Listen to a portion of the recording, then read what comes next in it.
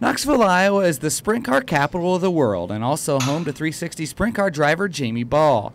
During the offseason, hundreds of hours are spent prepping for the upcoming season. The offseason also provides the opportunity to reflect on the previous season.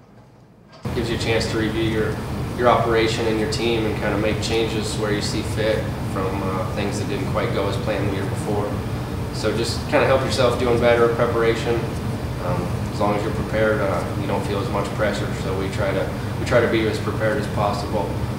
Getting the new cars, having new parts and pieces is always a cool thing. It's kind of like Christmas here year-round during the off season. There's always $100,000 parts, coming around, and just something a lot more cool. And being able to put everything together.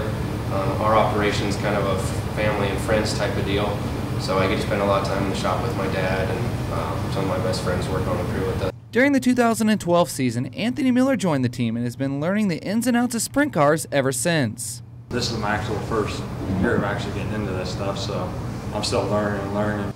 The Ball family has been involved with sprint car racing for over 2 decades. They have a high level of knowledge about the sprint car in the shop and while they're at the racetrack competing in over 40 races a year throughout the Midwest. I know that my dad's been racing for over 20 years. He knows everything there is to know about sprint cars and racing in general, so every time my car hits the track, not only is my setup going to be spot on, but it's going to be safe as well. They've done it for so long, and everything that's got to come together, I just try to stay out of the way and pick up what they're doing and then slowly learn.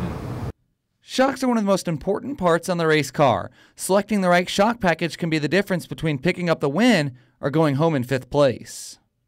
So our left rear shock. Shocks are pretty much one of the most important things other than your motor. This shock right here helps get traction to the ground, which takes the power from your motor and put it to the ground, which equals a faster car.